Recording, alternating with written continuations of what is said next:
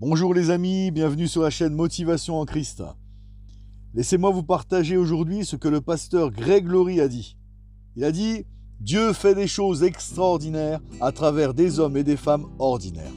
Dieu n'appelle pas les qualifiés, il qualifie lui-même l'appelé. » Je répète, Dieu fait des choses extraordinaires à travers des hommes et des femmes ordinaires.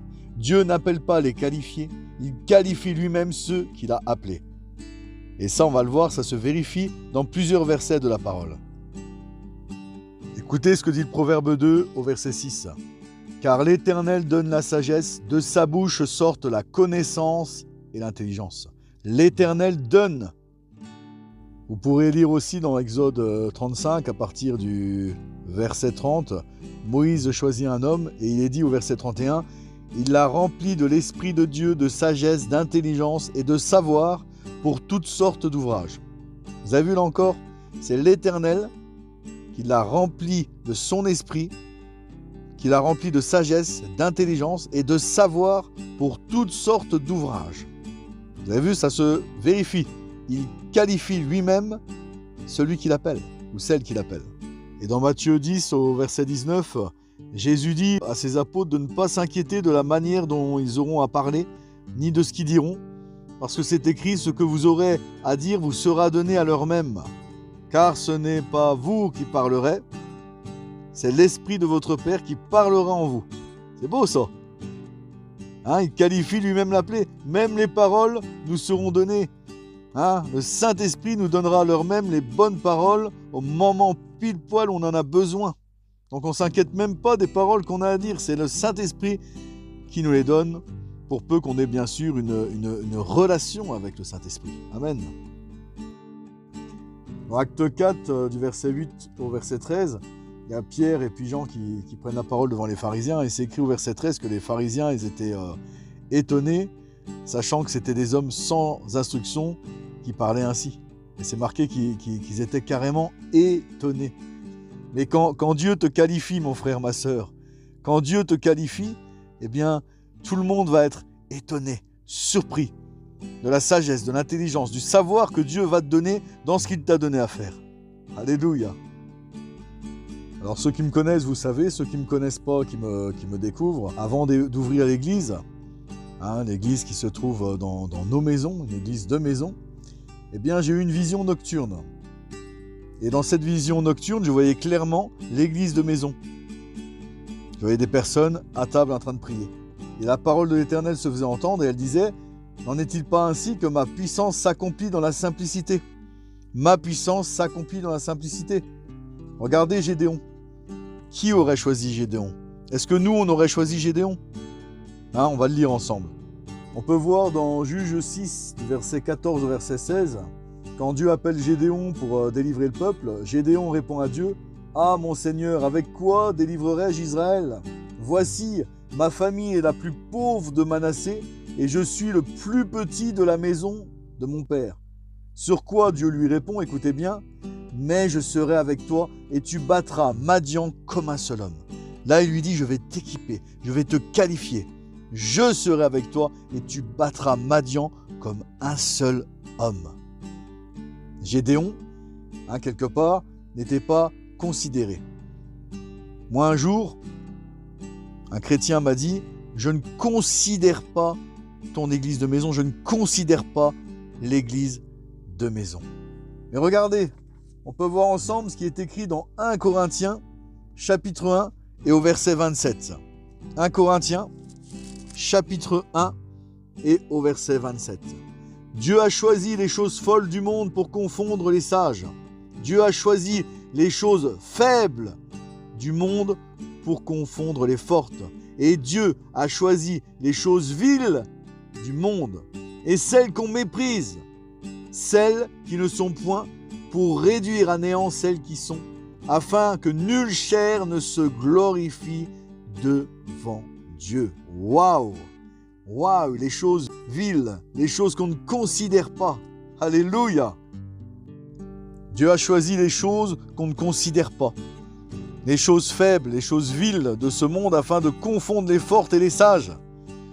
Et moi, bien sûr, donc énormément, l'Église comme je n'ai pas de bâtiment, comme ça se trouve dans les maisons, eh bien, c'est pour le monde, c'est petit.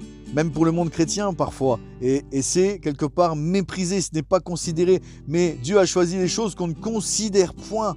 Amen, sa puissance s'accomplit dans la simplicité, mes frères et sœurs. Alors, je ne vais pas refaire une étude pour prouver que l'église de maison est biblique.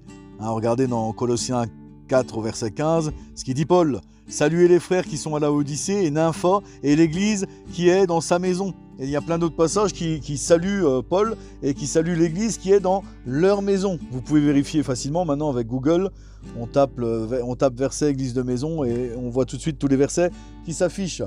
Donc ce n'est même pas à essayer de prouver. C'est simplement la vérité. Et pourquoi ? Parce que c'est nous qui formons une maison spirituelle. Chaque membre de l'église, chaque chrétien, chaque chrétienne est une pierre vivante. C'est nous l'église. J'entendais la dernière fois Benjamin Peter Schmidt qui disait le bâtiment est un outil. Les maisons sont un outil, j'ai envie de dire. Les bâtiments sont des outils parce que je l'ai déjà dit plein de fois, bien que pour l'instant, nous, c'est des églises de maison, parce que Dieu le veut ainsi pour nous, dans notre appel. Notre ministère, c'est ça. Mais c'est pas pour ça qu'on méprise les églises bâtiments. On ne méprise pas les églises bâtiments, mais on reconnaît que ce sont des outils pour l'église. C'est là où se réunit l'église.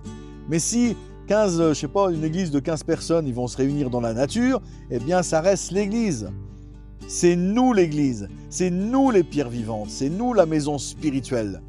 Où que ce soit qu'on se réunit. C'est pour ça que quand on va au bâtiment ou même quand on se réunit dans la maison, on ne doit pas dire je vais à l'église.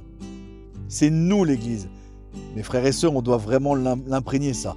Nous sommes l'église. Alléluia. Mais par contre, comme on l'a vu, l'église qui est dans la maison, eh bien, elle peut être méprisée. Écoutez ce que dit Sophonie, chapitre 3, verset 12. C'est Dieu qui parle. « Je laisserai au milieu de toi un peuple humble et petit, qui trouvera son refuge dans le nom de l'Éternel. » Un peuple humble, un peuple petit, qui trouvera son refuge dans le nom de l'Éternel. Humble et petit. Alors oui, certes, l'église de maison est humble et petite, mais elle trouve son refuge dans le nom de l'Éternel.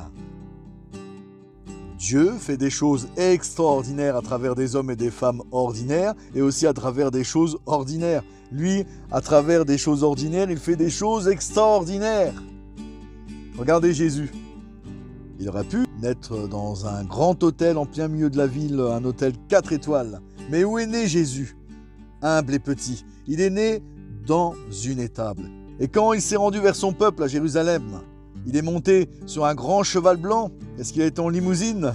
Non, il est monté sur un ânon, le petit d'une ânesse. La Bible dit qu'il n'avait ni beauté ni éclat pour attirer les regards.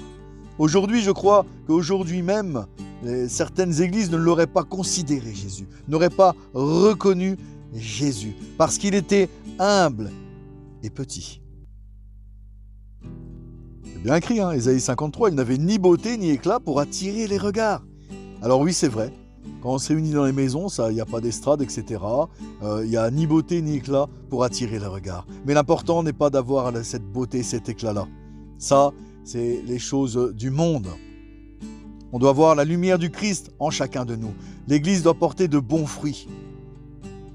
À ceux-ci, tous connaîtront que vous êtes mes disciples, si vous avez des bâtiments énormes ou si vous avez des costumes, cravates, des richesses. Non, à ceux-ci tous connaîtront que vous êtes mes disciples si vous avez de l'amour les uns pour les autres. Amen. Et je répète que je ne suis pas contre les églises bâtiments ni contre les grandes églises.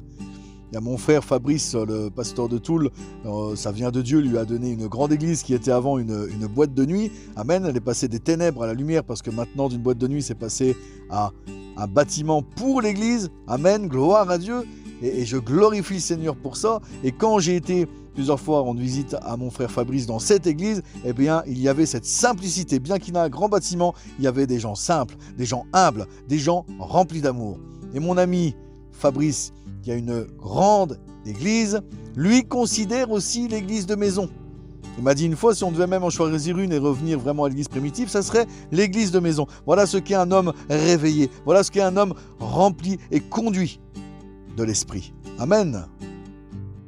Vous savez, quand Dieu m'a appelé, m'a révélé dans mon cœur, il m'appelait pour être pasteur, j'ai dit, mais Seigneur, non, pas moi, je suis trop faible, j'ai pas assez de caractère, je ne suis pas qualifié. Et Dieu m'a répondu dans mon cœur, je me glorifie dans la faiblesse.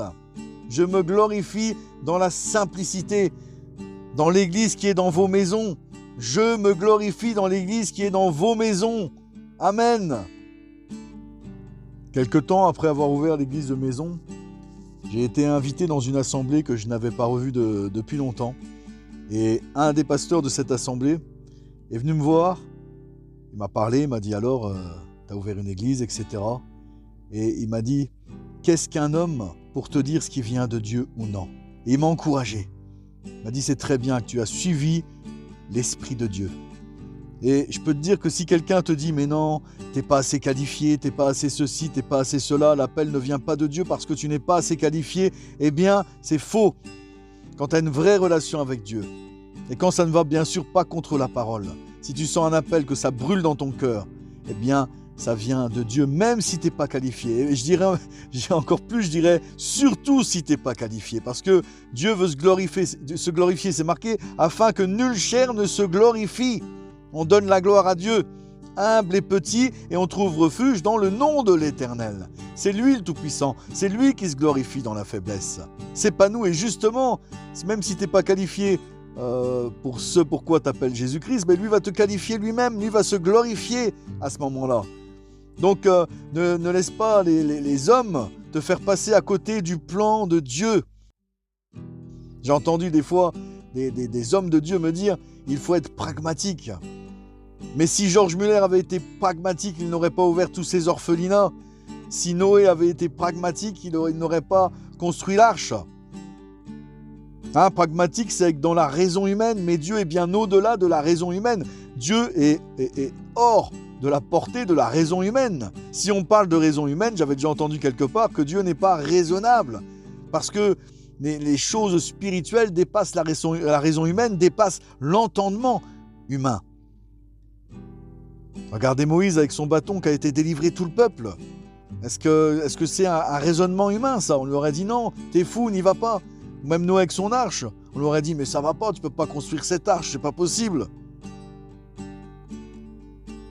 Un psaume dit « Heureux celui qui se confie en l'Éternel, il trouve dans son cœur des chemins tout tracés. » Dans son cœur, pas dans le cœur de Pierre, Paul, Jacques ou de ton pasteur. Il trouve dans son cœur, tu trouves dans ton cœur des chemins tout tracés pour le peu que tu te confies en l'Éternel. Parce que ça, j'insiste, s'il n'y avait qu'une seule prédication à faire, c'est sois en communion avec Dieu et une véritable relation avec Dieu.